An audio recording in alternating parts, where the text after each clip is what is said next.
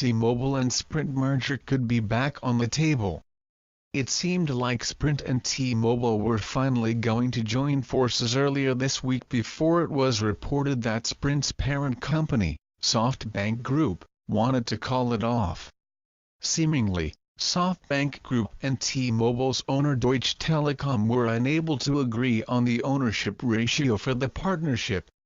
Given its greater user base, T-Mobile likely wants the larger stake. It was speculated that Softbank would seek to end negotiations earlier this week, but, according to the Wall Street Journal, T-Mobile has a new offer on the table that Sprint is considering. The Wall Street Journal, citing people familiar with the offer, said that T-Mobile CEO John Legere seen above and Sprint CEO Marcelo Claure met on Wednesday, where Legere reiterated that Deutsche Telekom didn't want the deal to fall apart. T-Mobile has allegedly now made a new proposal, the terms of which aren't known, and it's said that a deal could be reached within weeks, though it's not the first time we've heard that this particular partnership was close to being settled. Editors pick T-Mobile introduces an unlimited talk and text plan with no data. T-Mobile has been known for some unorthodox moves, but this one is unusual even for it.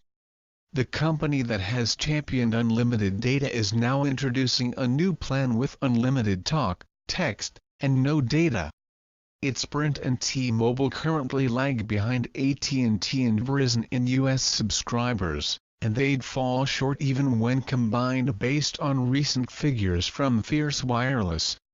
By banding together, the two companies would nonetheless stand a greater chance of penetrating the current duopoly, with a combined subscriber base of around 122 million compared to AT&T's estimated 136 million and Verizon's 147 million users.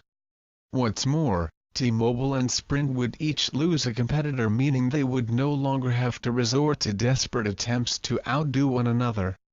Possibly the biggest implication of the move relates to mobile data, however. Wireless data speed and coverage are going to play an increasing role in the mobile sphere, particularly as we approach the 5G era.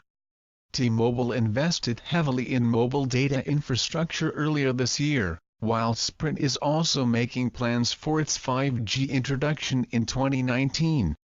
The merger could go a long way to improving the perception of their data networks, which many still see as inferior to those of AT&T and Verizon.